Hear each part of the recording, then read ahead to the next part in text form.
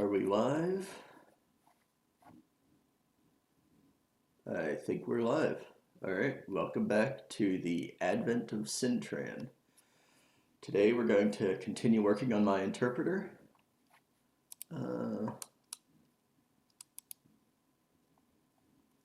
Let me update the stream title if I can.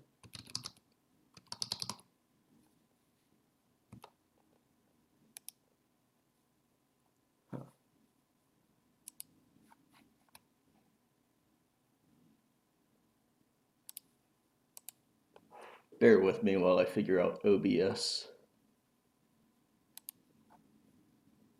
Yeah, I'm not able to update the stream information, so I'm closing the stream dock and reopening it.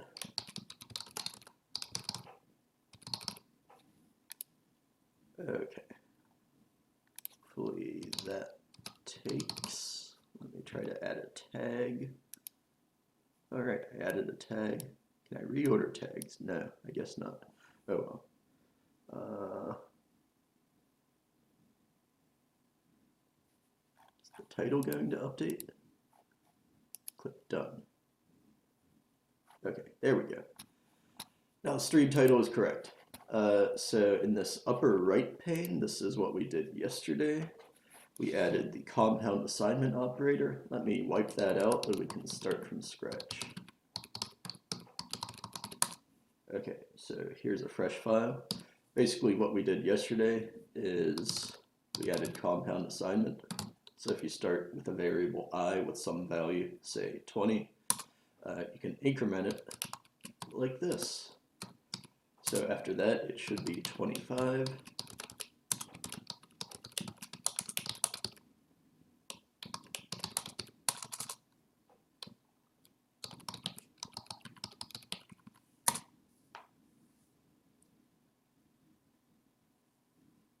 Come on, G4tran. Yeah, now it's 25. Let me quickly make the text a little bit bigger. That's not what I wanted to do. That is not what I wanted to do.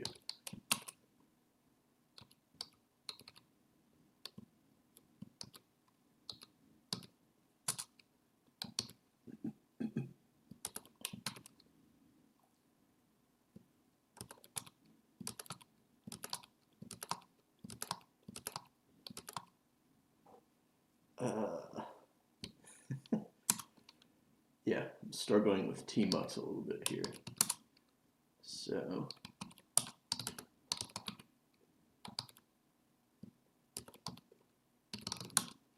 there we go, there's htop running again. I accidentally closed a tmux pane that I didn't want to close, and I don't really know how to rearrange panes short of Googling it. So it's easier to just close the panes and make new panes. There we go. I also want to turn down my desktop audio because that is really loud. So sorry about those dings. Also going to reduce my own volume so that hopefully there's not too much of an echo. All right. Yeah, so now I have to type in that command again. And what I was going to do was increase the font size. So detach. Let's try that.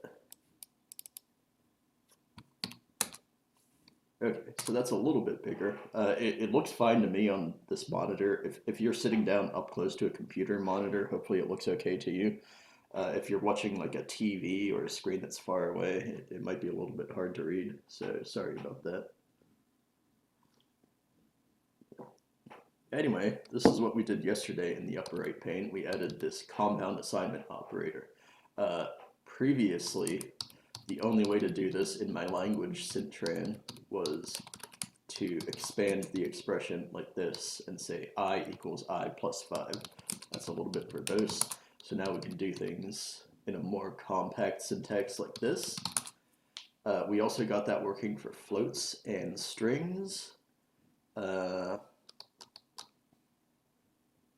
And one of the things that I did off stream is I fixed a bug, so I think I can demonstrate this. This now returns 25. So you can see I took out the print line statement, and now it's still printing 25 because this is the return value of this anonymous global main program. I can make that a little bit more explicit by actually making a main function. And this main function has to return an integer. So I32. And then we have to call that function from the global anonymous scope.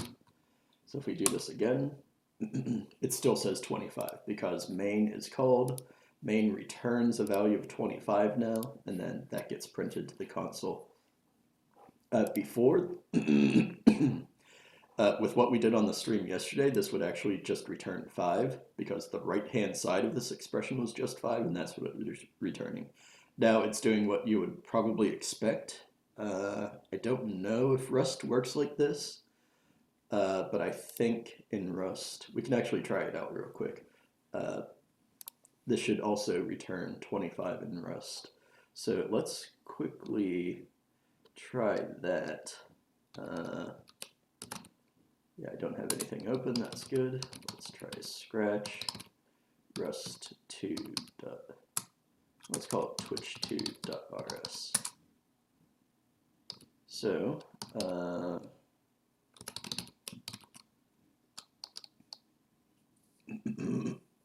let's see if I can remember how to write Rust. So in Rust you use an arrow operator instead of a colon operator to specify the return value of a function. That seems a little bit inconsistent to me, personally, because you use colons for types everywhere else in Rust. And I guess there's a good reason for it. Like, the argument in Rust is that I32 is not the type of the function itself. It's the type of the return value of the function. The function itself, in this case, is a thing that maps void to I32. Like, a function takes in things and returns things. So that whole signature of the function is the type of the function. And then this I32, that's just the return value type of the function. So we can do basically the exact same thing in Rust. The syntax of Rust and the syntax of syntran are pretty similar, except for things like arrays, where I think syntran is better because it's an array-oriented programming language. So we can do basically the exact same thing in Rust here. And to return in Rust, you leave out a semicolon from the last line. That's not how syntran works. You still need the semicolon in syntran. I don't know how I feel about that, but it is what it is. How do I run the Rust compiler?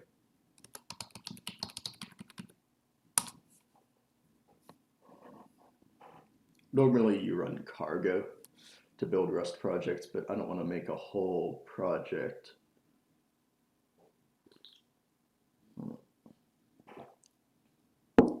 How the hell do I do this?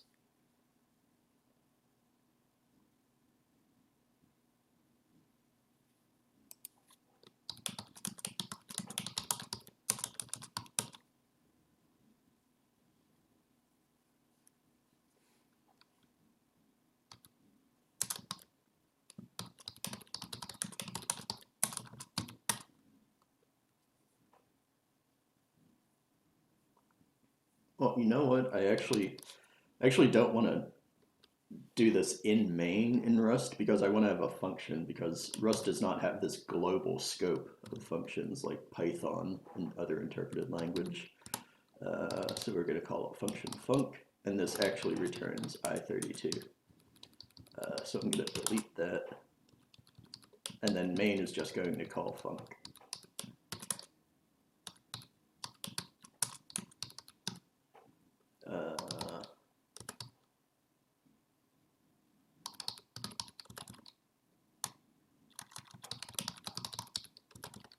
To be clear what I'm talking about.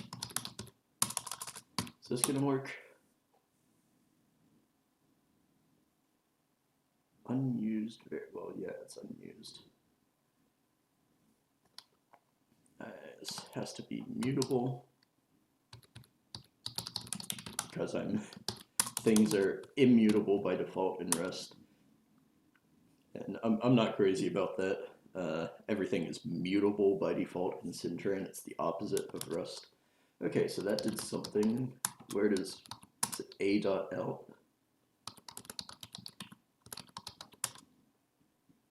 What the hell does that compile to?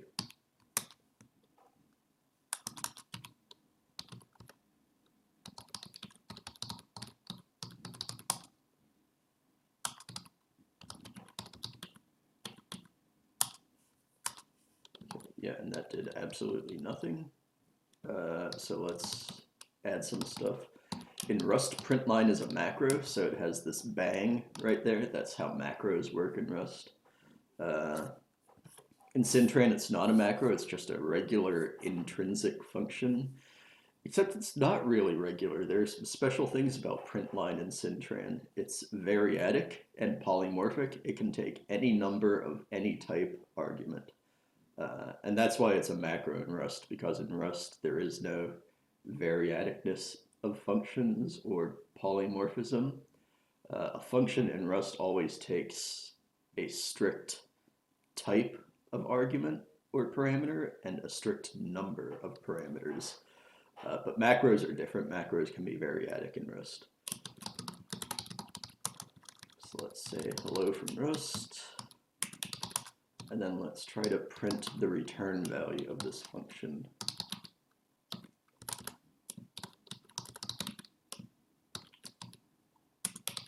I think that is correct, Rust. So let's compile that again, and then run the executable again.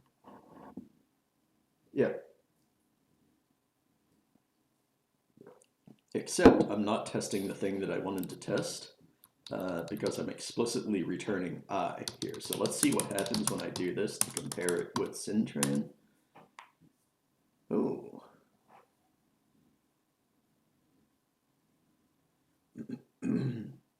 Yeah, so this doesn't even work in Rust. If there are any Rust experts watching, let me know about this, because I am by no means a Rust expert. So this expression does not return an integer. I mean, it doesn't return 5, it doesn't return I, it doesn't even return an integer I32. It returns, what is this? Is this like a tuple or a result? Like, I don't even know what that is. So if somebody wants to explain to me how Rust works, let me know. I don't understand it. But in syntran, this does what I would expect when you have this expression as the final line of a function. It returns the left-hand side, not the right-hand side. That was the bug yesterday. Yesterday we were returning the right-hand side, then I fixed that off stream, and now it's returning the left-hand side. So I don't want to run that anymore. I want to run my syntran program. So yeah, it's 25, that's what I expect. So that works. Let's get rid of this main function because we don't really need functions for this purpose. So integers work. The other thing that I did yesterday is that arrays work. Let me put a println back in. The syntax of println is also different in Rust. In Rust, you would add this here to say that I'm going to print a variable, so substitute whatever the next argument is as a variable into my braces. That's not how syntran works. Syntran just converts all of the arguments of println to strings and then concatenates them in the order of the arguments. So first it prints the string I equals, and then it converts I to a string and prints that.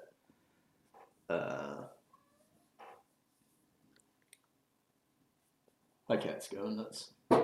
Kelly. Let me check on her real quickly.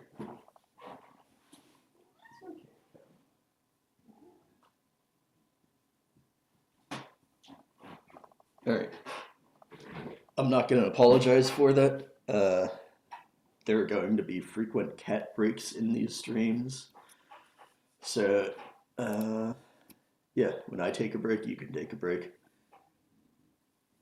Anyway, the other thing that I did off screen was arrays. I think I did that, yeah. pretty sure that I did this off screen. So we can have, let's do a matrix instead of a rank 1 array, because that's one of the cool features of syntran. Let's do the identity matrix.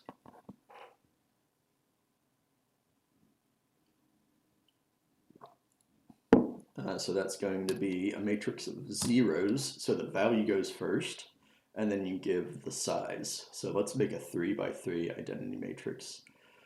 So after the values, you put a semicolon, and then you put the sizes, and the size of each dimension of the array is separated by commas. So this is a matrix of all, to explain that, this is a matrix of all zeros, and the size is 3 by 3. So that's what that means. If you wanted to make a vector, you would just do this. A vector is a rank 1 array, a matrix is a rank 2 array. So that's how that works. If we print this out, it should be formatted nicely.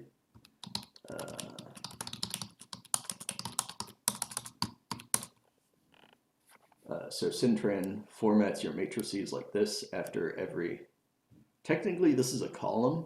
After every column it puts in a line break. That's because of the column major versus rank major ordering within memory. Maybe you should argue that I should transpose the array when I print it so that it makes more sense. But we're going to make a symmetric matrix, so it's not really going to matter. So this isn't an identity matrix yet, it's all zeros. So to make it an identity matrix, we can increment the diagonals. You could do this with a loop. I'm just going to do it quick and dirty with copy paste. I mean, obviously you could just do regular assignment here. That would make more sense, but I just want to show off the compound assignment feature, so I'm going to do it like this. And I forgot to print it. So now, yeah.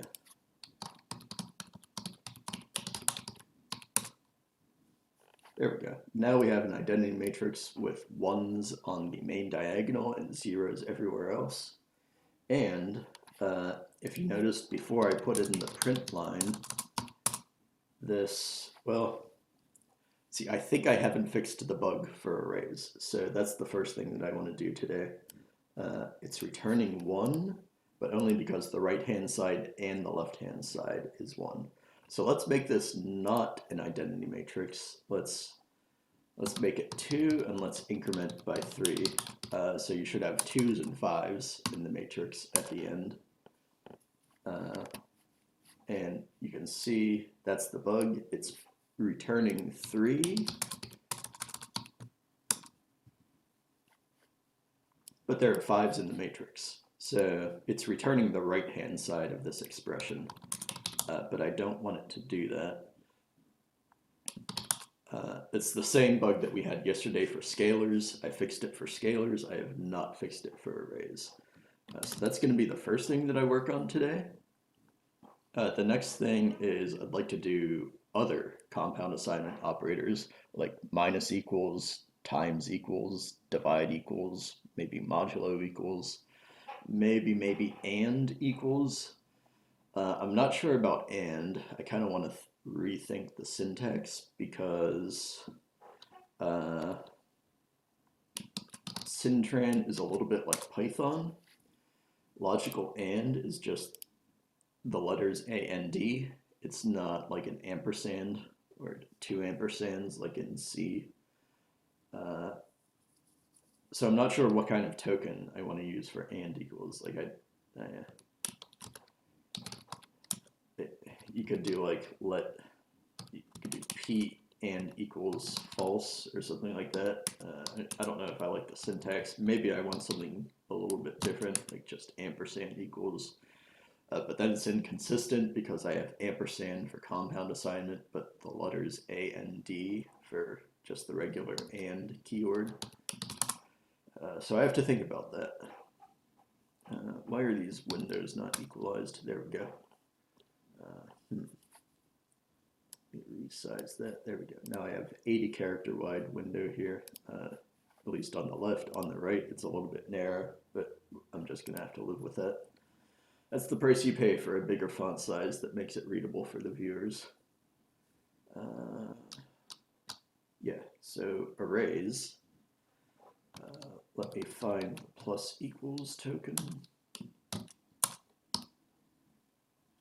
And that would be in the evaluator that I have to fix this, which is right here. You can see I made this add function. It used to be add value. So the name of the full name of the function is add underscore value underscore t. But then there's this interface which gives it a short name. You could actually have different things in here, like you could add values. If you defined a function that like adds syntax nodes, however that would work, you could have it there. And then this is how you do polymorphism in Fortran, function polymorphism. You could have multiple functions that you refer to them all with the same name. In this case, the short name add. So that's another thing that I did off stream. So if I get back to where I was, now I just have to search for plus equals token again. So you can see that for scalars, I use this add function. For vectors and arrays, it's a little bit more complicated because add takes a value. But with vectors, for performance, I don't have an array of values because a value is a user-defined type, which I've created in Fortran, which could be an integer or a float or a boolean or whatever. I don't want to have an array of defined types like that because it's going to kill performance. I would like to have arrays of primitive types. So that's the way that I represent arrays in syntran. They're arrays of primitive types when possible in syntran. Like floats are just arrays of F32s and so on, like that. So for compound assignment with arrays, I have to expand it and I have to have a select case everywhere. It's a little bit more verbose, but I think it performs better this way. I haven't actually run a benchmark to confirm that because I would have to like refactor the way that I've implemented this, but I'm pretty sure this will be better.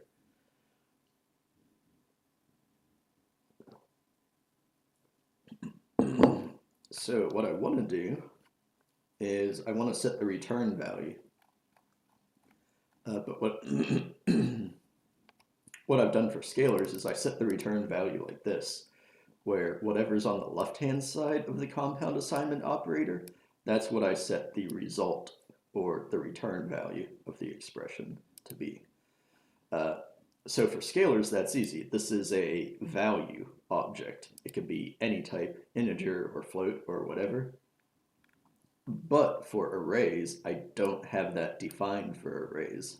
So I can't do it outside of the select case. I have to do it within each individual select case.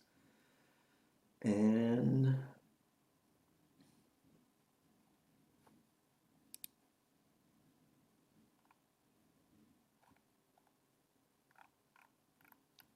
I think it shouldn't be too bad. It should just be 3 lines of code for every type that plus equals is defined for.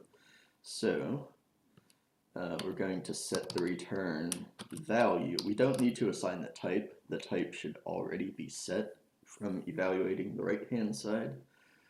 So we're going to set that return value to whatever we set the left-hand side to. That's going to be, let me just copy paste, because this is an insane number of characters. So it's going to be that thing. Yeah, that's 78 characters long. I don't think I need to add a line break there. So that should work for integers. I want to confirm that. So remember, this was returning 3. If I scroll up, this was returning 3. What this should do now is hopefully it should be 5. Yeah, there we go. So that's integers. Now we have to do floats and strings. So integer, just copy paste, and then find I32. This is going to be F32, and this is going to be, I think I can do it like this. Now for strings, if I go over into utils, the string array is actually an array of user-defined types. So for an array of strings, I think performance is already bad because it's not primitives. The problem is that if you have an array of strings, every string could be a different length. So there's not really a good way to do that in Fortran without writing a bunch of code to keep track of where each string starts and ends. So to have an array of strings where everything can be a different length, I use this wrapper type string underscore t, where basically there's a string inside of that type s. So there's this s member of the str member. We're dealing with lots of nested members here, but this is what I'm doing for strings.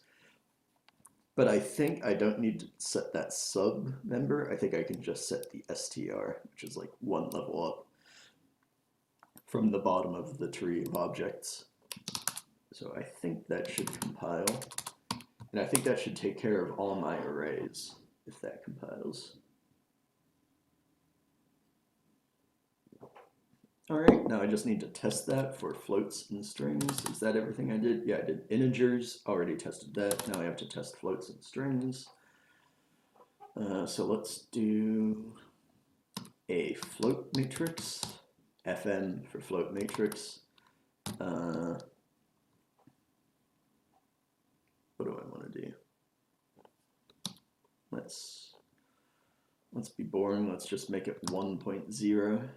And let's just make it a vector this time.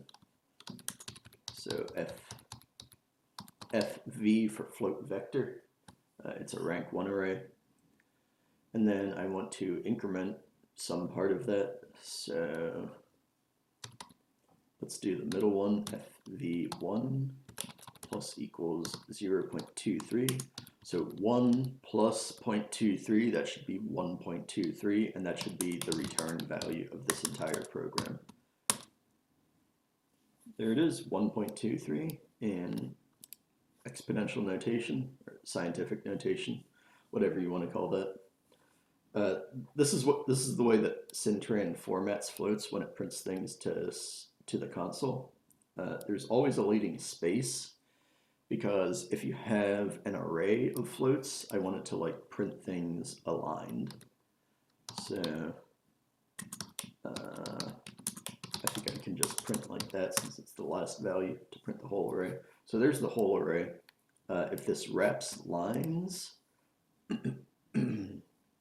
so if we make this a really big vector, 30 elements instead of 3, now standard output is nice and aligned, everything lines up, and that's because,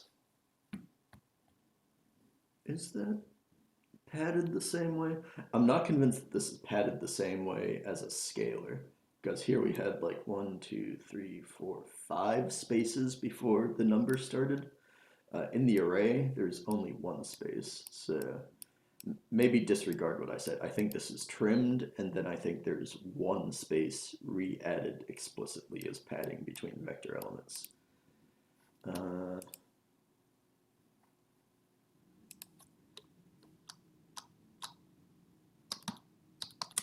So if we make one of these negative, I think it should mess up the whole alignment because one of these is going to have a negative sign.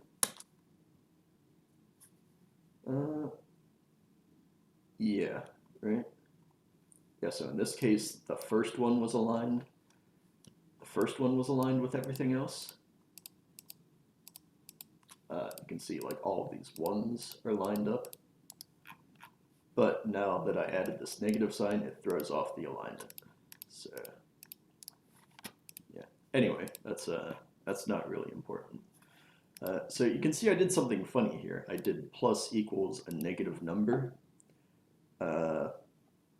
What I want to do today is to make the minus equals operator. So I can do that instead without having different signs on both sides of the expression. But that's not going to work. The minus equals token doesn't exist. It's not even lexed correctly yet. So we're going to get to that after I test strings. Make that not huge. I also have to add tests for these, like not just testing it ad hoc in this interpreted file, which isn't even tracked by Git. It's in the Scratch directory, which I used in my git ignore file. I need to add actual tests for these. So the last thing is strings. Get a string vector sv. It's not string view, it's string vector. It's going to be, oh, yeah, I think this doesn't work. I think I don't have arrays implemented like this for strings. Yeah. Can't do this in syntran yet. And I don't think it makes sense. Like, why would you want to define a string that's just something repeated? I don't know. I should probably implement this eventually. But for now, you just have to explicitly list everything. Let's do the quick brown fox. Let's remove brown.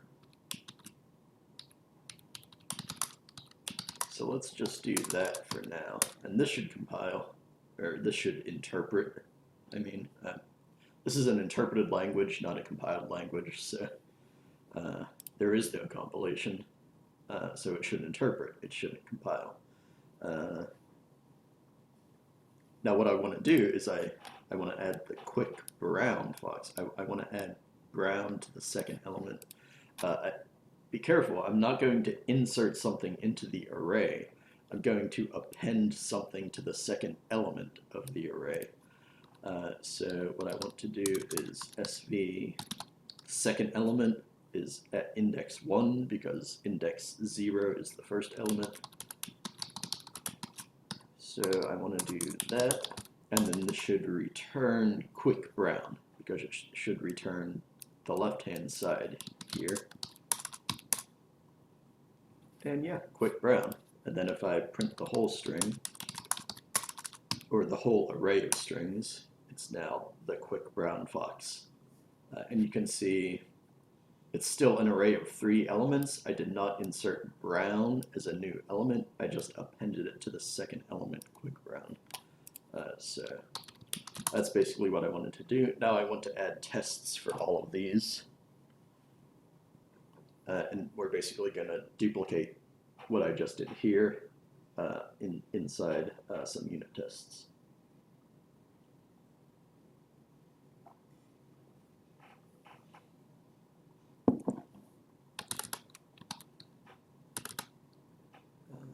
Cool, I already had this buffer open.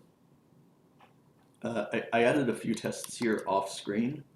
This is what we did yesterday, where there's like an extra line that you don't really need, like j plus equals 3, and then explicitly return j.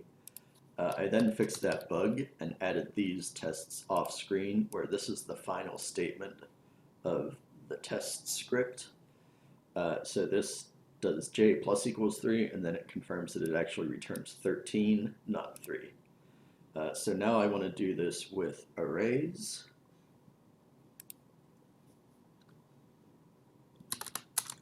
Let me double check how many tests I have already.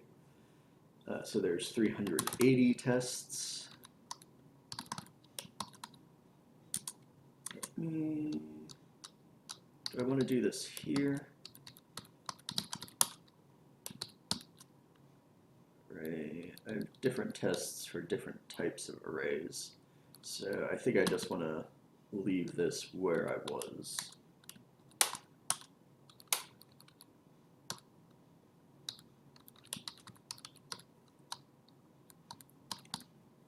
Do integer vector iv equals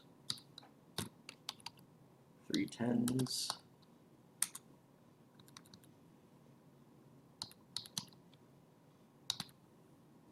do the first element because I haven't tested that yet.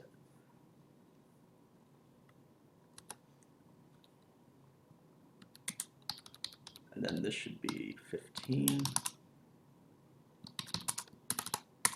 I should have 381 tests now if I did that correctly. Yeah, that worked. And then let me also confirm that the entire array is correct. So now I want to actually explicitly return all of IV, not just the first element. And this should be 15, 10, 10. I think there's one space in between everything. So I think that's what it is.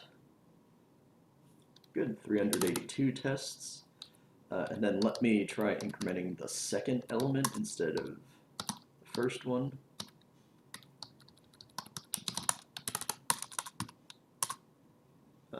I also want to break a test to make sure that I'm actually doing something here. So let me say 14 instead of 15, and then this should fail. Yeah, there we go. If you can't fail a test, then you can't really be sure that you actually wrote a proper unit test. So I like to do that at least occasionally, maybe not for every single test that I add. So that works. Let me do floats. And let me resize this so it's not insane looking with the line wrapping. Oh, you guys probably can't see this. Yeah, I need my always on top window. So let me make this. So what I'm doing here is, I guess this is a graphics card option. I have quadro view options, and then I can set this to always on top. So now that even if I click the window behind it, this is still there. And I'm going to put it behind my webcam from your perspective, but it's actually on top for me. So now that I can know what you can't see. I got this idea from Soding, if you're not watching him on Twitch. So shout out to Soding. Thanks for the good idea there. Let me do this with floats. Let me just call it V now. We don't need the Hungarian notation. Let's be lazy. Let's just do the exact same values. And I think I can add integers to floats. So V is a float, but I think I can increment it by an integer, because that's something you're allowed to do in syntran. If I go back to Rust is kind of stupid, in my opinion. Like, you can't add an integer to a float, at least not without doing a lot of work. So if I run that thing again, yeah, it just says that. Actually, let me leave that function in here.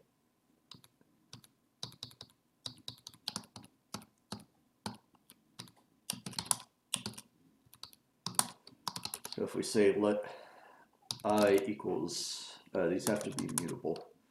Let's make a float. The integer doesn't have to be mutable. Let mut f equals 10.0, and then f plus equals 5. This should be an error. Yeah, there's no implementation for float plus equals integer. Like, come on, Rust, is this really that dangerous? Like, just let me add an integer to a float. Like, it's not just that. Like, aside from the plus equals operator, if I explicitly did f equals f plus 5, it's basically going to be the same thing. No implementation for float plus integer. Now it's saying plus. Before we were actually using the plus equals operator in Rust, but still, this does not exist. Like, can't you just do some type conversion? Is it really that dangerous? I consider Rust to be like a nanny language. Like, it won't let me do things which I want to do, and I don't want to do like crazy syntax. Like, the way to do this, I think, is f or 5 as f32, and now it works. Like, when I'm writing math, I don't want to have as 32 as F32 all over my expressions because that just makes my code unreadable. Like this is fucking ridiculous. There's some cool things about Rust, but then things like this I find extremely annoying. So this is not the way that syntran works. In syntran, you can add floats to integers. So that's what we're going to test here. And I think I'm going to have to reformat the right-hand side here because these are integers, not floats, and the unit testing is comparing strings. So those should all fail. What? What? I don't think I wrote that. There we go. Oh. 5404. Oh.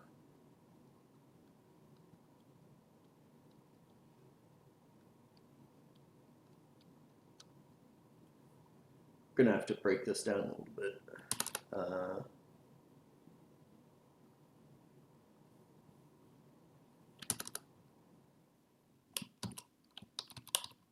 Let me try just the first one. That also crashes. Wait.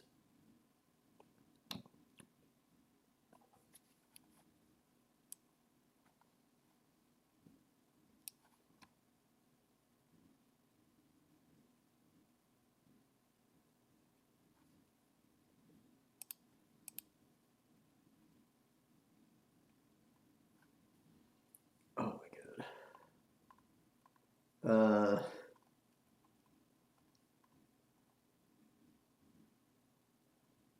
don't know if I want to deal with this right now.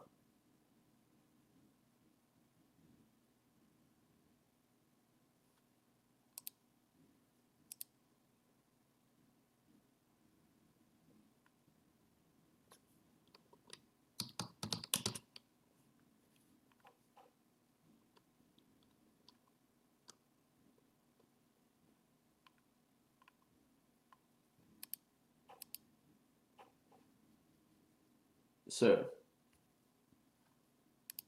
this does not cast correctly, or it would cast if this wasn't an array. So let me go back here.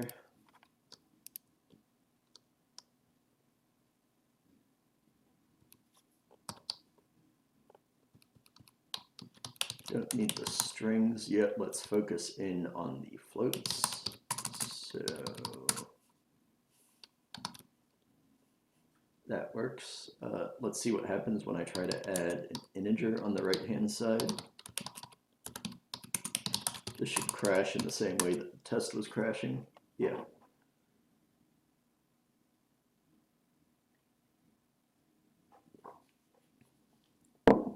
This is not a robust language, by the way. Like, don't download this and try to use it and expect that everything will just work out of the box.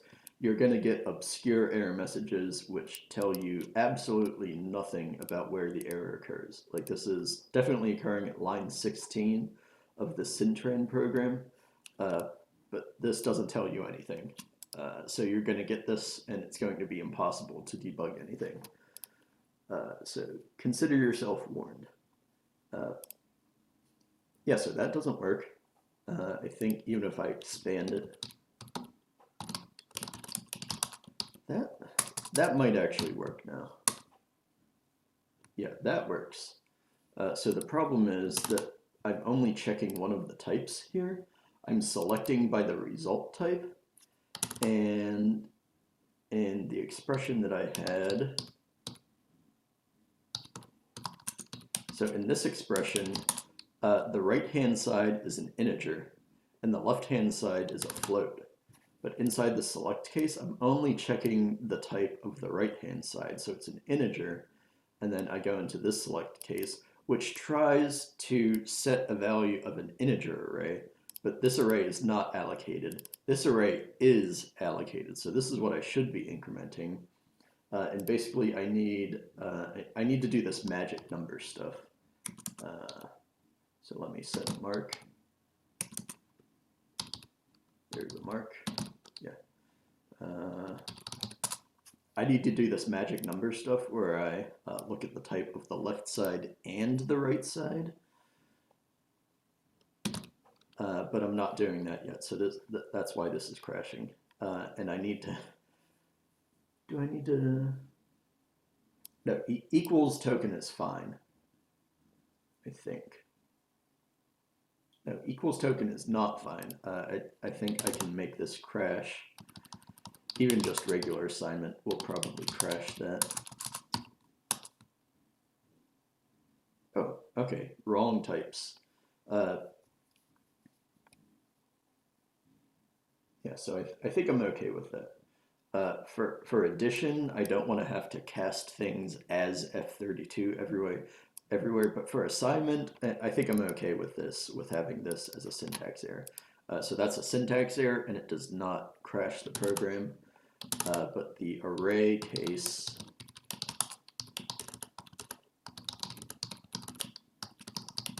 so that's fine. This crashes. No, what?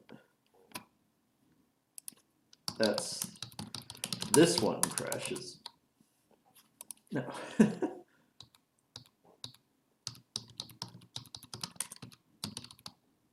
Plus equals. I believe that was a sig fault. Oh, hey, now it actually gave me an error message. It's very inconsistent. Sometimes I guess you'll get an error message, which refers to the interpreter source code. This is referring to something within the interpreter source code in Fortran. As a syntran user, this is not a helpful error message because you want to know that this happened at line 17 of the syntran source code. You don't want to know which Fortran variable in the interpreter is causing the sig fault. So yeah, that's why this is happening. So this is okay.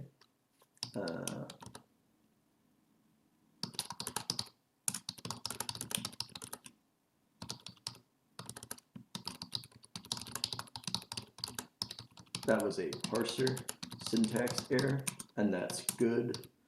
Let me wrap that. There we go. So we're adding tests. We don't need to have that to-do note, but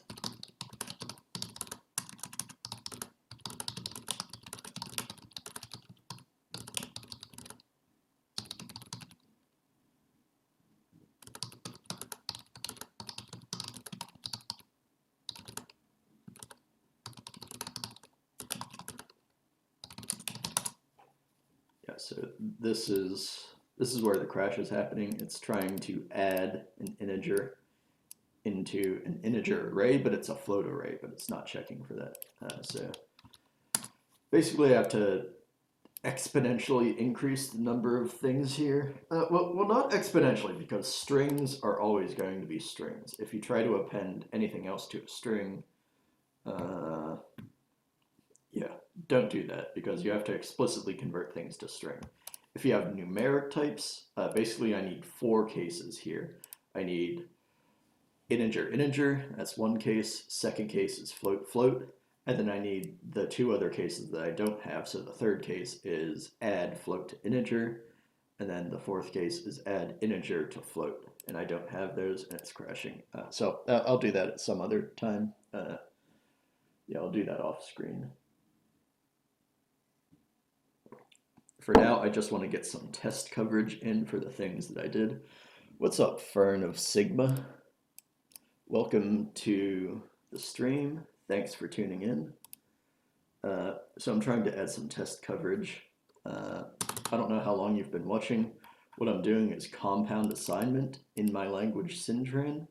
So if I have a variable I, let me delete everything else here.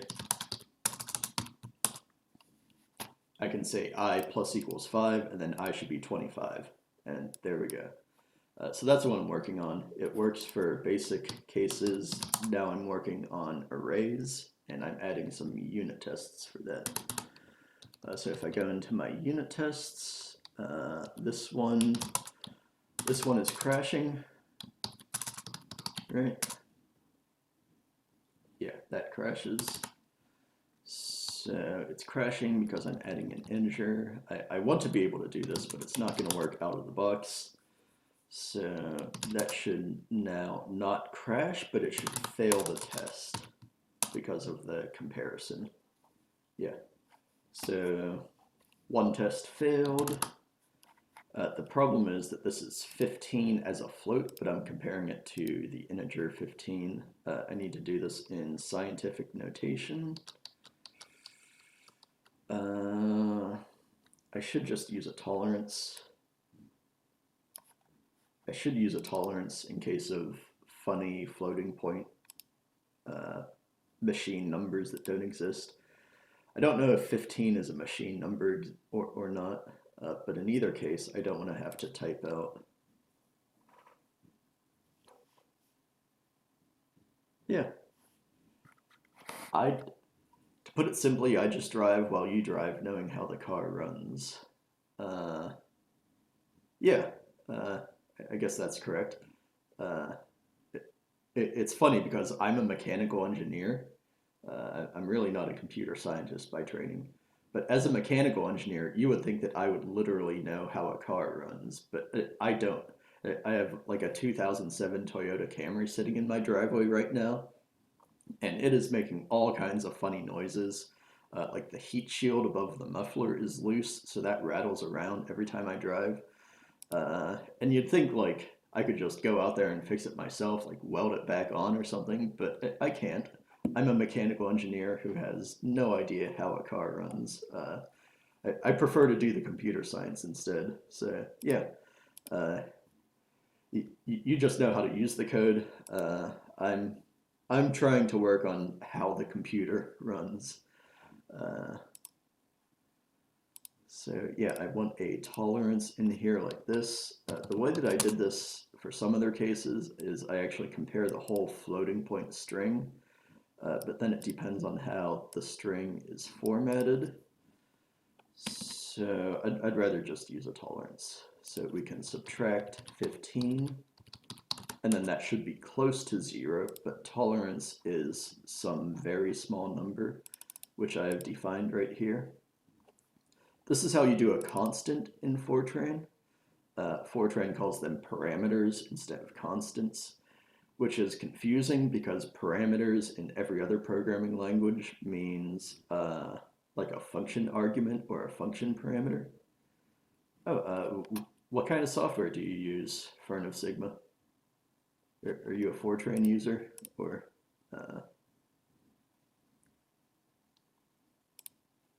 Yeah, so this is a constant.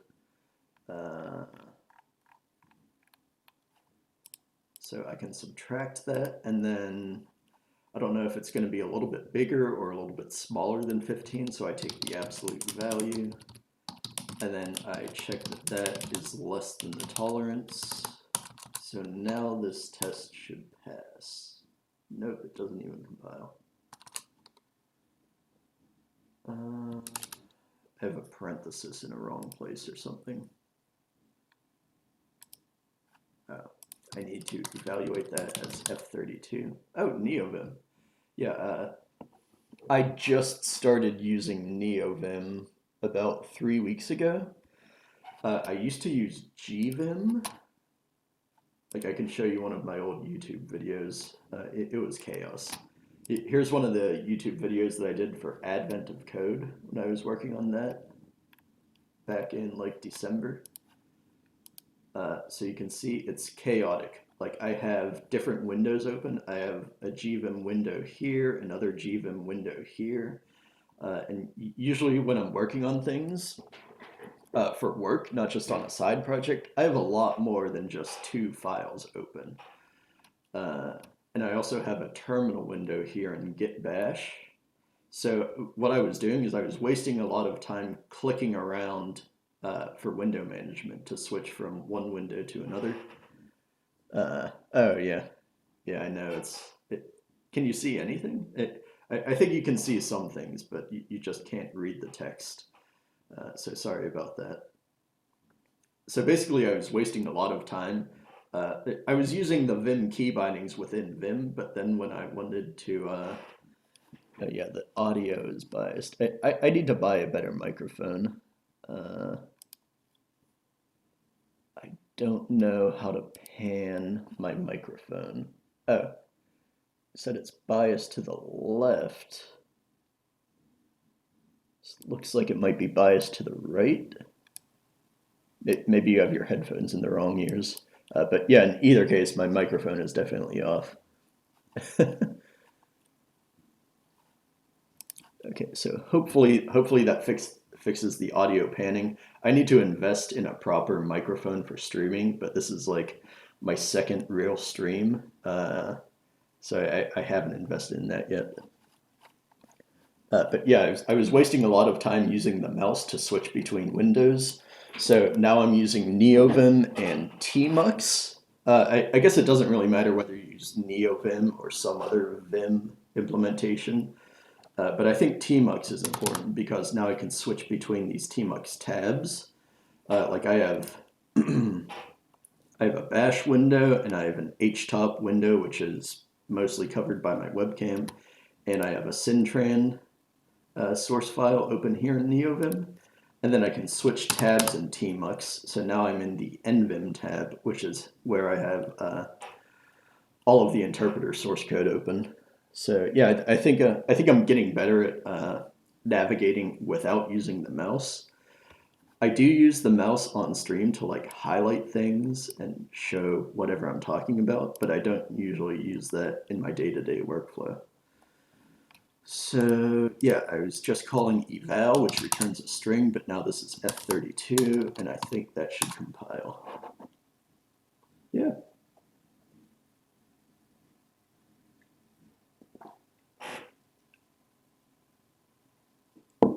Do you NeoVim mobile phone? Uh, do you develop for mobile phones or do you develop on mobile phones?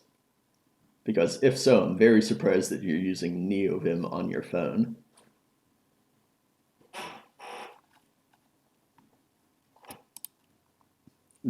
That's insane, man. Kudos to you. On mobile. Wow. I,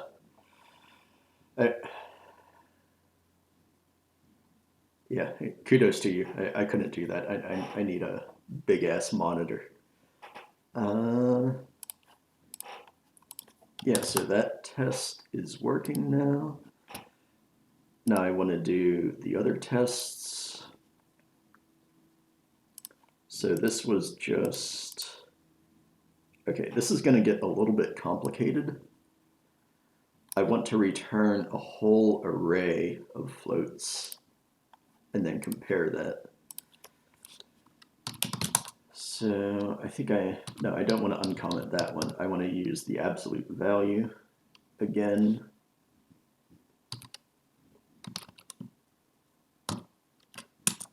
And then I need to use this all function in Fortran because I want to compare entire vectors. 50 to 70 words per minute. With like an on-screen keyboard, or do you take like one of these and plug it into your phone? Yeah, my NeoVim configuration. I can take a break from the interpreter and go to that. So I have my dot files on my GitHub, and the question is, how do you find my GitHub? So on my Twitch, if you go to my About page, I don't really have any details filled in, but I do have my website. So if you go to my website, jeffirwin.xyz, this has like my link tree at the bottom of the page. And if you go to the About tab, yeah, I'll put it in the chat here. I need to fill out my Twitch bio too, because like I just started Twitch a few days ago. So there's my website, and then that has a link to my GitHub. if you go to my GitHub, sorry, this is convoluted, then you can go to my repositories and find, I have 2 different .file repos. I have like an old, let me just look at the sources. Don't want to show the forks. Wow, 50 to 70 words per minute on a software keyboard. That is impressive. Kudos to you. So I have this old .files repo, which is Vim script, and that was what I was using with gvim. But then all of my new stuff that I've been working on for the past few weeks, it's in this neovim.files repo. So I will put that in the chat right now. A real keyboard, I mean, 50 to 70 words per minute, is that like typing natural English language, or is that like typing programming? Because I feel like doing brackets and braces and parentheses and all that stuff would be a lot harder on a software keyboard than a hardware keyboard. So these are my dot files. There's the tmux configuration, which you don't care about at this point. But then all of the Vim stuff is in init.lua. I think with NeoVim, you can either do Lua scripting or you can do the legacy Vim scripting. So both of those are options. I'm really only using plugins for the color scheme. Let me zoom in here. Yeah, braces are hard. I know on my phone I have to go to like, I have to switch from letters to numbers, and then I have to switch from numbers to special characters. So it's like 3 clicks away to get to braces as special characters. So I have plugins. I'm using Packer as a plugin manager, but I'm really only using that for the color scheme. So if you just want to like comment out the color scheme and use one of the default color schemes, then you don't need any plugins for this. Or maybe you want plugins for like fuzzy finding or whatever fancy stuff you want to do. Yeah, I'm using hybrid line numbers so that I'm at line 396. And then let me increase the font size yet again.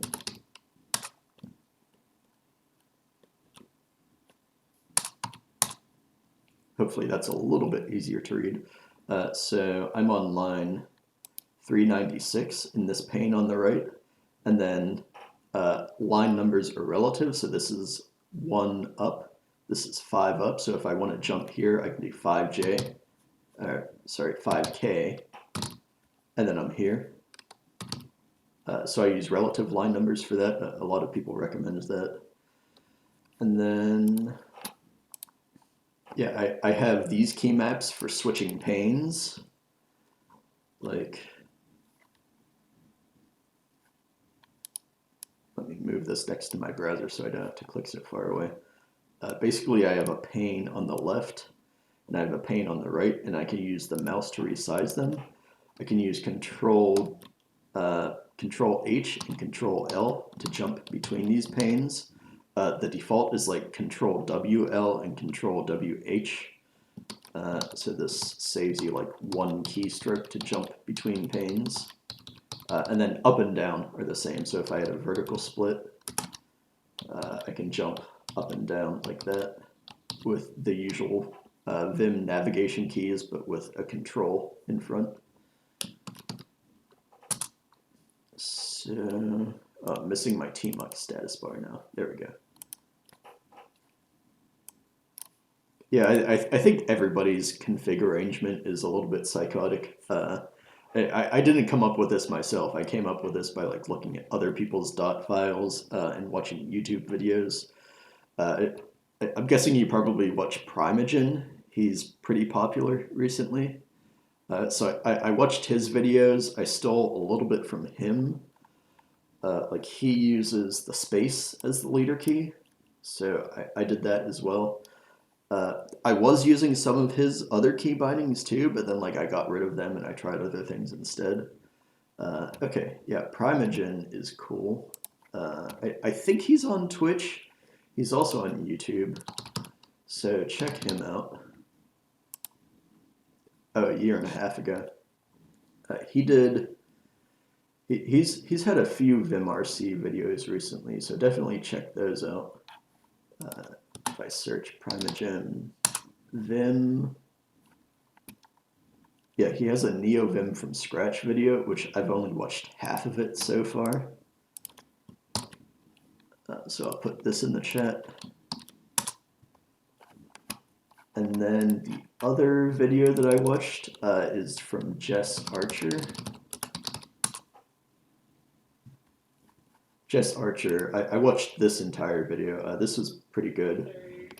She also uses tmux. So I think she talks a lot about tmux in this video, but she also talks about her Vim configuration as well. And this video is from 2021. So she was using the legacy Vim script in this, but now she has since changed her dot files on GitHub to Lua scripting. So what she's talking about in the video is a little bit out of sync with what she has on GitHub now, but in either case, it's pretty useful. So I stole a lot of key bindings from her. What's up, D2Dev? Welcome to the stream. I was working on an interpreter, but now we've gotten sidetracked and we're talking about Vim key bindings and tmux. So I think I'll get back to the interpreter. I just want to finish up some unit tests. So I have this interpreted language called syntran, and the thing that I did yesterday is I added this compound assignment operator. Oh no, don't apologize for getting me sidetracked. I'll talk about whatever you guys are interested in.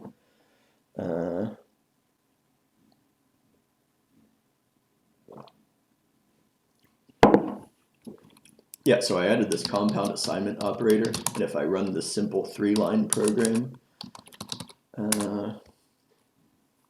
I is 25, that's what you expect. We start with 20, we add 5, so we get 25. And then I'm just fleshing that out, like this worked for integers first, and then I did floats and strings, and today I'm working on arrays.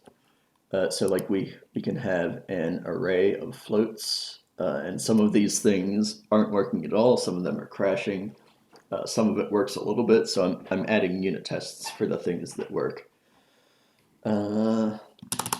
Yeah, and we had this unit test, which has an array of 3 floats. They're all 10. And then we add 5 to the first one, and then we check that it's 15 in this unit test. So that works, and then I want, or no, sorry, that's this unit test. So that worked, and now I want to do a whole array. And I can do that like 15, 10, 10. Keep that all on one line for now. Do I have all my parentheses matched up? No. Nope, I think I want a parenthesis here. I'll explain this monstrous command in a second. Did I write that? Okay. Let's run the tests. I have this test.sh script which runs all my unit tests. Nope, that didn't work.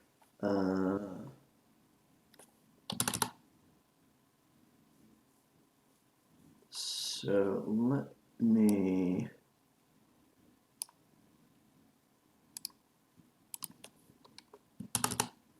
do some inefficient copy pasting and paste this into here to see what's happening. Let me make this a little bit more readable, put everything on separate lines.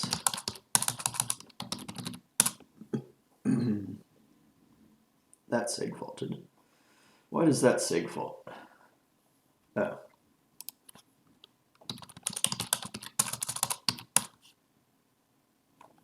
Okay. Yeah, so that's what I expected. See, it's 15, 10, and 10. If you're not familiar with exponential notation, there's this e plus 1. E plus 1 means times 10 to the power of 1. So this is 1.5 times 10 to the power of 1. That's 15. So I started with 10, I added 5, and that's 15. And then why is my test crashing? Okay. Yeah, I can't return an array. So for this, I have to do string comparison. Instead of eval f32, I'm going to evaluate the syntran string and return a string from the evaluator. And then I'm not going to use a tolerance anymore. I'm going to strictly compare the strings. Let's just put some garbage there for now. And then this should still fail. But if I copy and paste this, actually I want the brace to, or the bracket. So if I paste that into here and get rid of that trailing space, that should pass the unit test, I think. Yeah, wait, no, it didn't actually run the unit tests. There we go, 385 tests passed. Let's make sure I can make that test fail, because if you can't make your unit test fail, then you can't really be sure that you really wrote a proper unit test. Yeah, there we go. So if I change the 14 back to 15, that should pass again. And let's add another test. Instead of incrementing the first element of the array, let's do the second one. So put a 1 in there instead of a 0. Now this should be 10, 15, 0. And that should be 386 tests now. There we go.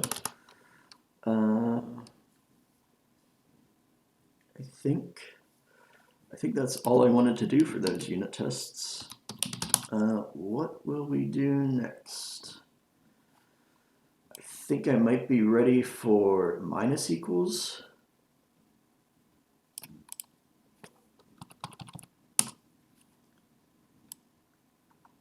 So I have the plus equals operator, but I don't have minus equals. Let me start a whole new file for that. So let's do Twitch3, not Rust. This is syntran. I was doing some Rust demos earlier because this interpreted language is a little bit inspired by Rust. So sometimes I want to check, like, am I doing things consistently with Rust? Like, how does Rust work? Is this a compiler error? Like, I don't know. So going back and forth a little bit, but now I want to do a minus equals operator. So let's start with I equals 10, and then this is not going to work. Let's try to subtract 2. This is going to be a parse time error. This is now a different file. So yeah, unexpected token, it's not expecting to find an equal sign right after a minus sign. So let's go ahead and implement that. And then I can go ahead and search for everywhere that I use the plus equals token, and I'm going to have to add minus equals.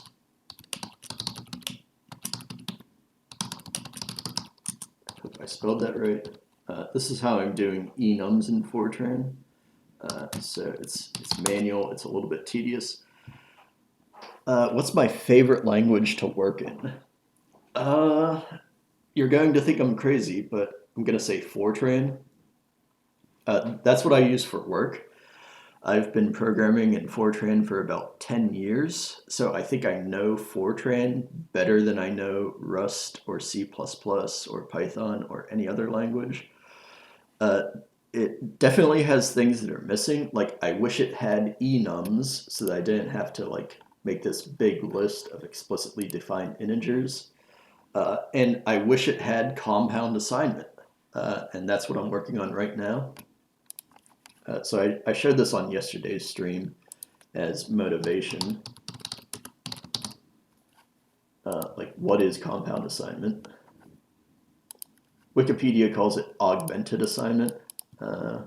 It's the same thing. I prefer to call it compound assignment. It's one less syllable. This is compound assignment. Fortran does not have this. So every time you want to add something in Fortran, you have to do this, which if it's just X, like it's no big deal. You can write the letter X on the left-hand side and the right-hand side. But if you have a really long variable name, or if you have an array,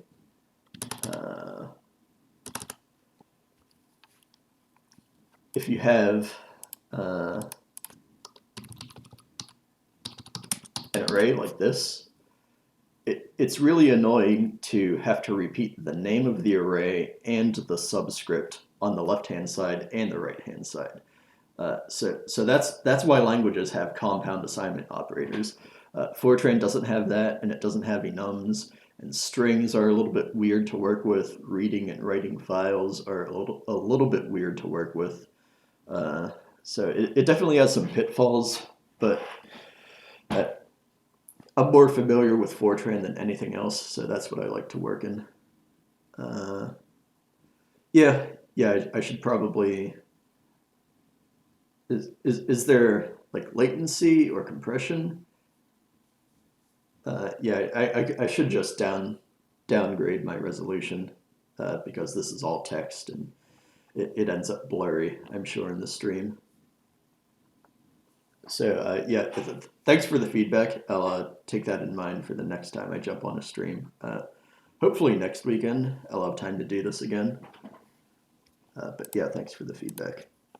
So yeah, what am I working on? Minus equals. So I want to add, everywhere that I have a plus equals token, I want to add minus equals. Yeah, I know a lot of people are watching on like phones or tablets or things like that, and you can't really see the text. So that's there.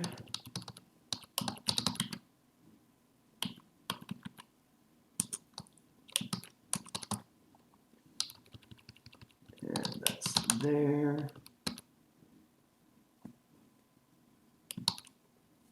And then there's somewhere else that I have to add this.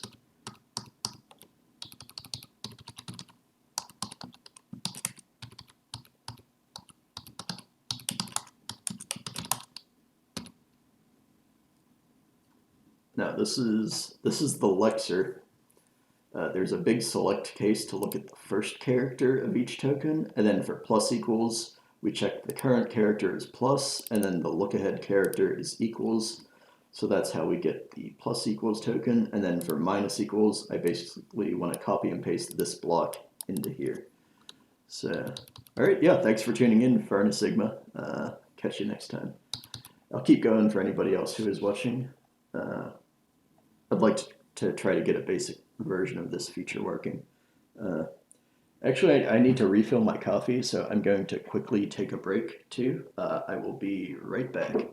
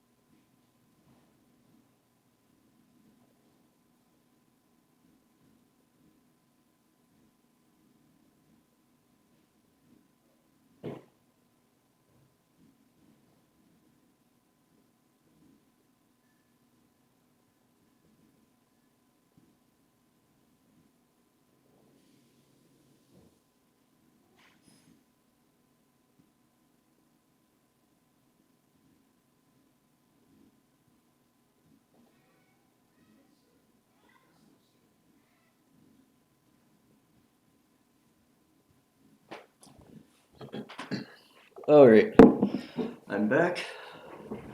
So let's try to knock out this feature in the lexer. You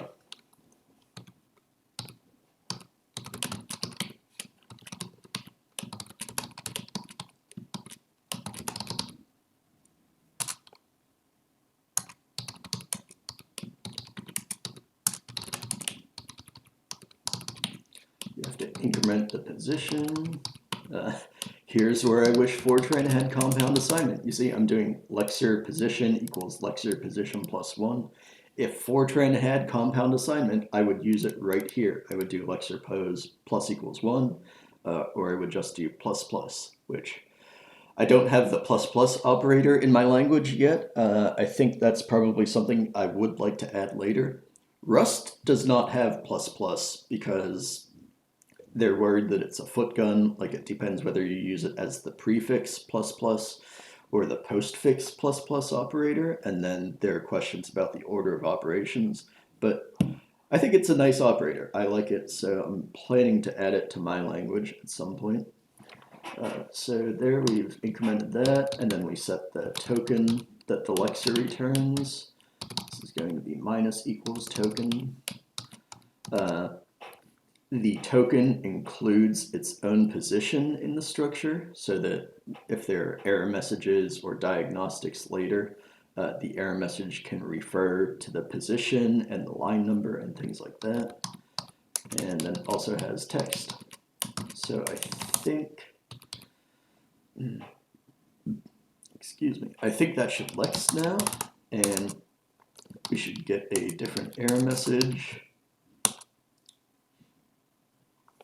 Sorry, if anybody watched my stream yesterday, this is like exactly what we did for the plus equals token, and now I'm just going through and copy pasting everything. So now we're getting a different error message. That's good. That's progress. Let's see what else we have to copy and paste. That's the lexer.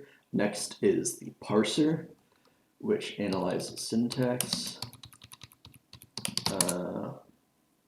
Yeah, so we're going to add it to this list. Oh, yeah, I wanted to explain the any function in Fortran. Fortran has this really cool intrinsic function called any, where what I'm doing here is basically, this is equivalent to is assignment operator equals op. Let me put parentheses for clarity. You don't need the parentheses, but that might help when I'm explaining. So that, or op equals plus equals token. Let me add a line break. This Fortran doesn't have semicolons, so you just end the line with a new line. But then if you want to continue the line, you have to put something at the end, which is an ampersand. So that's how you continue lines in Fortran. Or op equals minus equals token. This is pretty verbose. So Fortran has this compact syntax where you can compare arrays, and then there's the any function to check if any one of those array elements is true, or there's the all function, which checks if all of the array elements are true. So this is a really convenient function to have. Hey, Kelly. My cat's in the room. What's up? Want to say hi to Twitch? Here's Callie. She's not crazy about being picked up. She's being good now. She wants down. Good girl. Alright, there's plus equals, and then I want to add minus equals to this list of assignment operators. Basically, this function tells me whether the current operator token is any kind of assignment operator, whether it's a regular assignment or some type of compound assignment. So I think that's what I want. Let's continue that line. That might be all we need for the lexer. No, that's not all we need for the lexer. The next thing is this function is binary op allowed. It tells you whether a binary operation is allowed between certain types. Like, you can add a float to a float. I'm also allowing people to add a float to an int, but you're not allowed to add an int to a string. So this is the function that does the type checking for binary operations like that. So plus equals token is interesting because you can append strings. The minus equals token, I'm not going to allow you to do anything with strings. So that should only work with numeric types, either integers or floats. So I'm going to add minus equals token to this list. And I think that's it for the parser. The last thing I have to do is the evaluator, which actually changes the value of the left-hand side when you decrement it. But first of all, I just want to check that this flexes and parses correctly, so that this should run, it should parse. There shouldn't be any syntax errors like this. It's just going to give me a wrong value at the end because I haven't updated the evaluator for the minus equals token yet. Hopefully it compiles. Yeah, my interpreter compiled.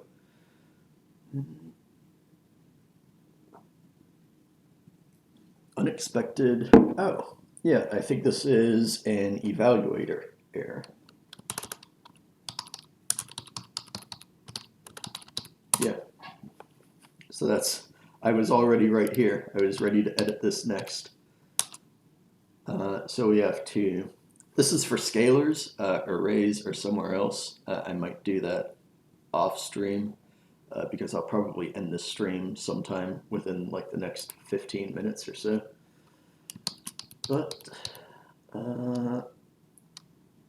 okay, before I do that, I want to refactor. I need to have a minus function, and I do not have a minus function yet. If you look at how that's unary, this is a unary expression evaluator.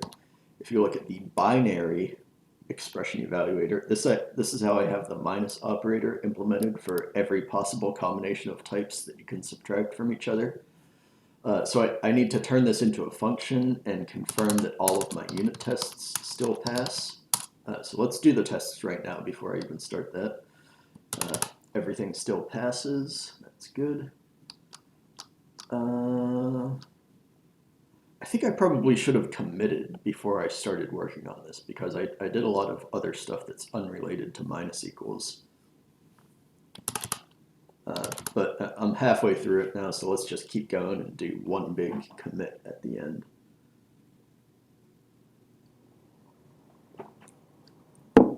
So I'm going to cut this out. Here's the add function. I want something like this for minus, or let's call it subtract. Because you don't minus numbers, you subtract numbers. That's the way that the English language works. And that's how I'm going to name this function. So it's the subtract function.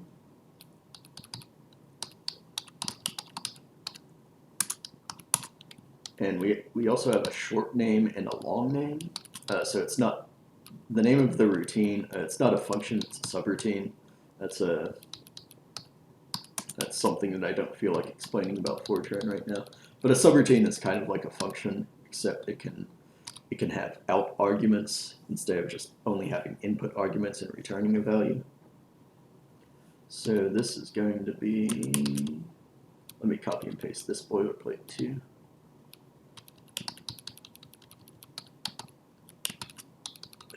This is going to be subtract. Let's put the type in the name of the function.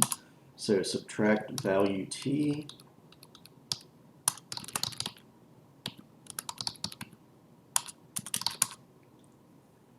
I think that's basically correct. One other thing that I changed is for this error message, I used to pass the text of the operator token. Since this is inside a subtract function, I think I feel safe with just hard coding minus. Actually, no, this is wrong. I need to refactor this because it might just be a plus operator or it might be a plus equals operator. So I need to add another argument to this function so that I can have this error message be correct depending on whether you're using a plus operator or whether you're doing a plus equals operator. This is an internal error, so hopefully you don't get to this point and trigger this error message. Hopefully the parser catches any type of error message and you can't even get here. But just in case, I want to add another argument for that.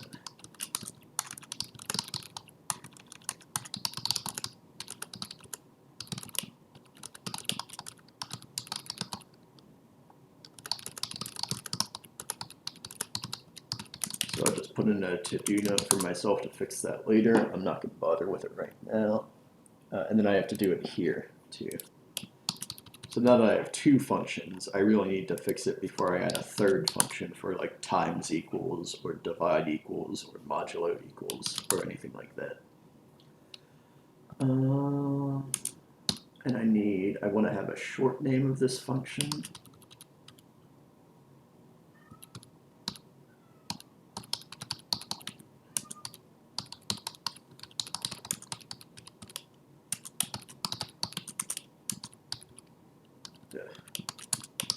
There. If I could learn how to use Vim, that would be cool. Am I calling this function? I can't remember if I called this or not. Okay, yeah. So that takes care of that to-do note. Don't need so much white space. Actually,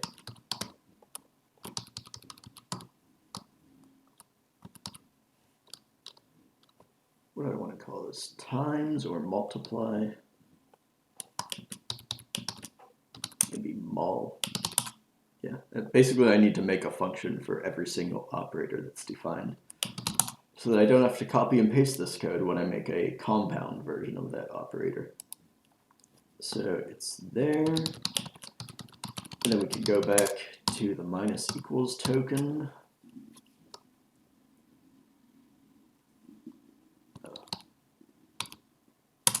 Yeah, it's going to be here.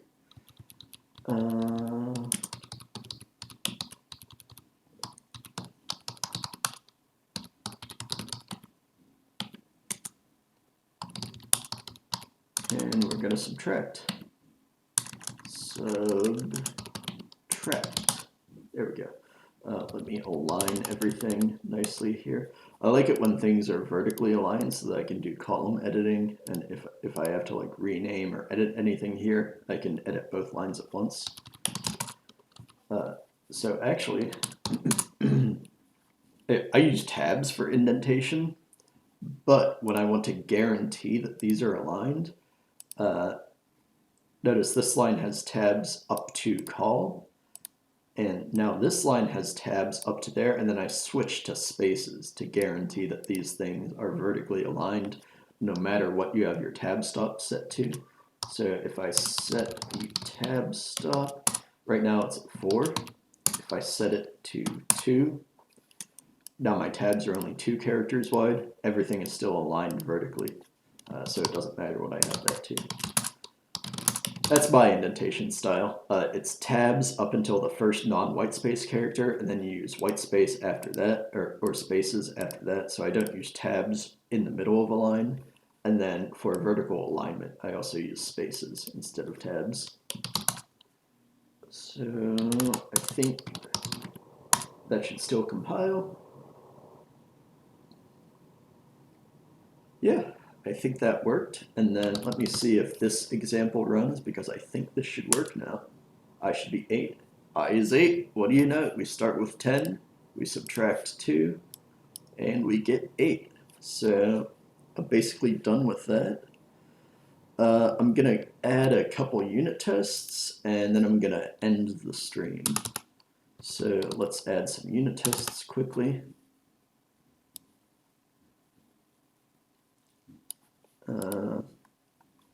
I think I need a separate testing subroutine because I have all of the compound assignment stuff just lumped into the assignment testing subroutine. I don't know, it doesn't really matter. The important thing is that I have a unit test for it.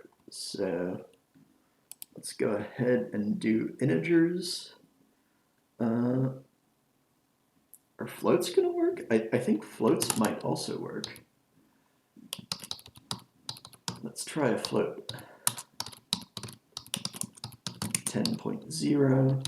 Let's subtract 1.5. Yeah, floats work.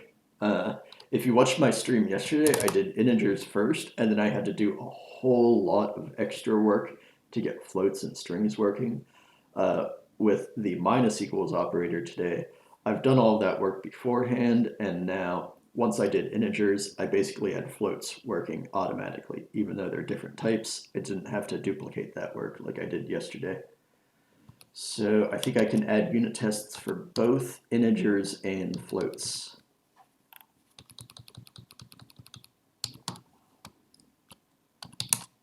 Instead of, oh yeah, it is J. And then instead of plus equals, I want to test minus equals, and that should be 7 instead of 13.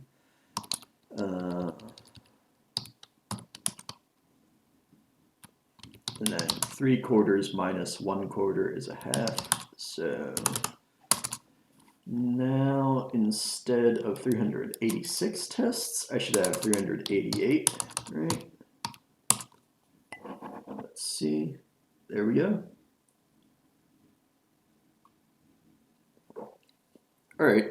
Yeah, I think I'm going to end the stream now. I want to commit first, but I am going to end the stream soon. So git status. I also want to show off one other thing. Anti-compiler propaganda. Thanks for tuning in, Buggy Worm.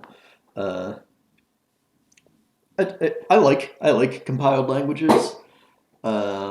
This is the first programming language that I've ever made. So let me get rid of this untracked file. This is based on this other guy's series, Immo Landworth. I have a link to that somewhere.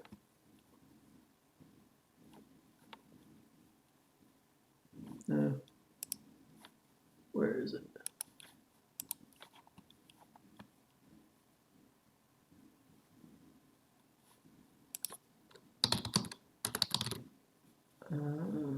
Here we go. Yeah, this guy, Immo Landworth, he has a very thorough, very good YouTube playlist on how to build a compiler. Yeah, building a compiler. So this is how I started. He did a compiler. He didn't do an interpreted language. So I started watching this series, and I was like, you know what? This is my first language. Like, I don't want to get too deep. I'm going to save myself from work and just make it interpreted instead of going all the way and making a compiler. So I have nothing against compiled languages. I think they're better for performance. But I just wanted to make it easy on myself, and so that's the only reason I picked an interpreted language. So no hate on compilers, but that's the way I did it. Let's see, I think I want to get this committed. Let's take a look at the diff. Yeah, we added minus equals. We fixed up a bunch of stuff with arrays.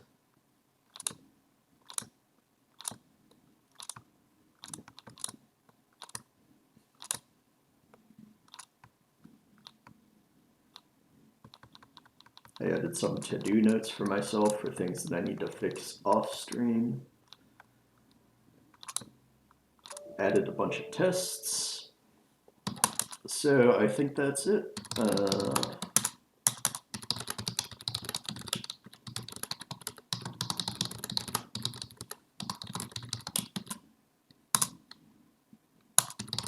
Let me push that and let me confirm that this is running on GitHub.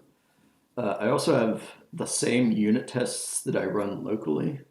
What the hell? I think I changed the README, or I made some changes on my other computer that I SSH into. So there's a merge conflict. Well, not a merge conflict, but there are changes on the remote that I don't have locally. And yeah, no conflicts. What the hell? Nano? Why is this nano? Oh god, I don't know how to use nano. How do I exit nano?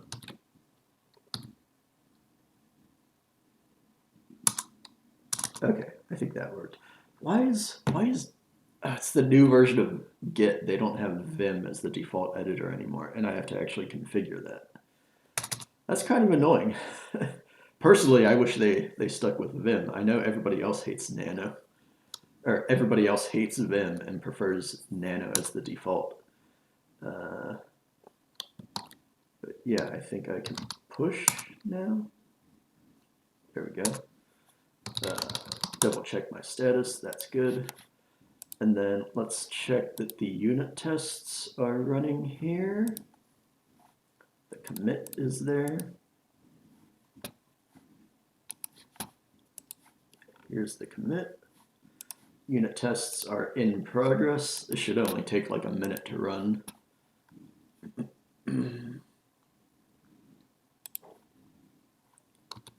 So it tests things in debug and release, which is a little bit redundant because the interpreter itself can be compiled in either debug mode or release mode, but then when I'm interpreting my own language, syntran, there is no debug versus release. It's all the same. So that passed. Mac OS is still running, but I don't care. I'm pretty confident that's going to pass too. So I think that's it for today. Thanks for everybody that tuned in, and hopefully I can do this again next weekend. Bye.